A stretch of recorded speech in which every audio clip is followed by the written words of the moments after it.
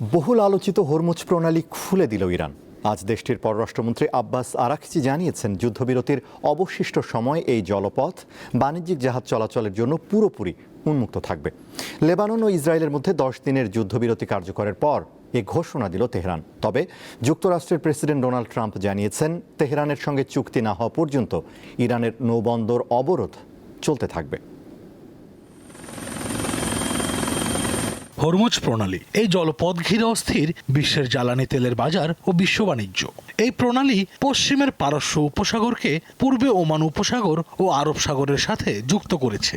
এই পথে বিশ্বের মোট জ্বালানি তেলের শতকরা অন্তত 20% পরিবহন করা হয়।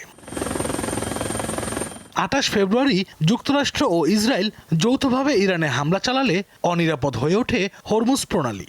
এক পর্যায়ে তেহরান এই জলপথ বন্ধ করে দেয়। এতে হু হু করে বাড়তে থাকে তেলের দাম। 8 এপ্রিল ইরান ও যুক্তরাষ্ট্র 2 সপ্তাহের যুদ্ধবিরতিতে যায়। এরই ধারাবাহিকতায় পাকিস্তানের ইসলামাবাদে শান্তি আলোচনায় বসে দেশ দুটি, কিন্তু তা ভেস্তে যায়। এরপরই ইরানের সব নৌবন্দরে অবরোধ ঘোষণা করে ওয়াশিংটন। আরেক দফা বেড়ে যায় তেলের দাম। শুক্রবার হরমুজ প্রণালী খুলে দেওয়ার ঘোষণা দেয় ইরান। যুদ্ধবিরতির বাকি অংশটুকু সব বাণিজ্যিক জাহাজের জন্য এই জলপথ পুরোপুরি খোলা থাকবে বলে জানান পররাষ্ট্রমন্ত্রী আব্বাস আরাকচি। ইসরায়েল ও লেবাননের মধ্যে 10 দিনের যুদ্ধবিরতি কার্যকর হওয়ার 14 ঘন্টা পর হরমুজ প্রণালী খুলে দিল তেহরান।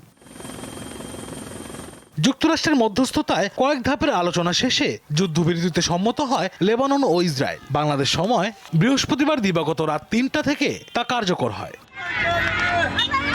তবে যুদ্ধবিরতি কার্যকর হওয়ার 1 ঘন্টারও কম সময়ের মধ্যেই তা লঙ্ঘনের অভিযোগ ওঠে ইসরায়েলের বিরুদ্ধে। দক্ষিণ লেবাননের খিরাম ও দিব্বিন শহরে কয়েকবার হামলা চালানো হয় বলে খবর দিয়েছে আন্তর্জাতিক গণমাধ্যম।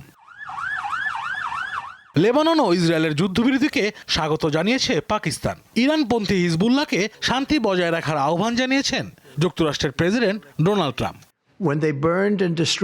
ট্রাম্প জানিয়েছেন, হরমুজ প্রণালী খুলে দিলেও তেহরানের সাথে চূড়ান্ত চুক্তি হওয়ার আগ পর্যন্ত ইরানের নৌবন্দরগুলোতে ওয়াশিংটনের অবরোধ বহাল থাকবে।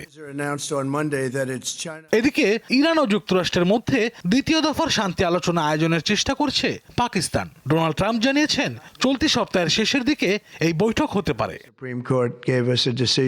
আশরাফ শুভ, দীপ্ত, বার্তা কক্ষ।